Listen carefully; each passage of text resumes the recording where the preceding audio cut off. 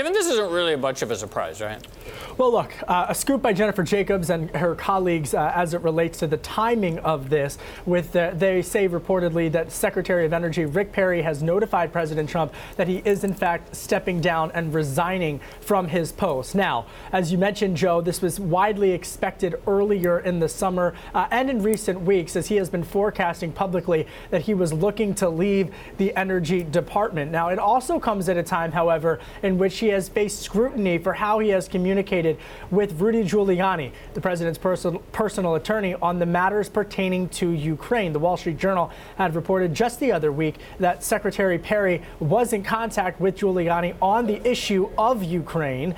And it comes at a time in which obviously the impeachment inquiry in the Democratic-controlled House of Representatives has been increasing their pressure and increasing their oversight and probing into the communications of senior administration officials along with Rudy Giuliani. So, Kevin, can you expand on some of the things that we've learned out of the testimony that's been going on behind closed doors in the House? Because Rick Perry's name seems to come up a lot, along with Kurt Volker and Gordon Sondland, as sort of a trio who I guess at some point appeared to be tasked with handling the White House's issues with regards to this Ukrainian investigation.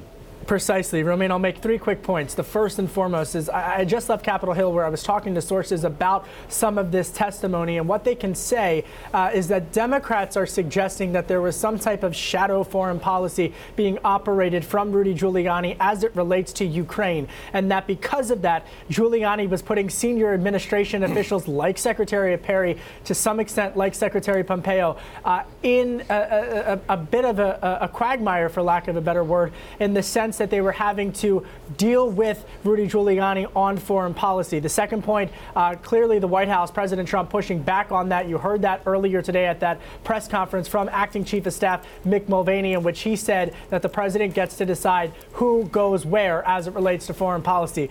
Quickly, the final point is that now that lawmakers are back in recess, now that Speaker Pelosi has said has forecasted that she would like to have this impeachment concluded by the end of the year, we're also getting word that Senate Majority Leader Mitch McConnell has suggested that this will end by the end of the year as well. So things are moving quickly along.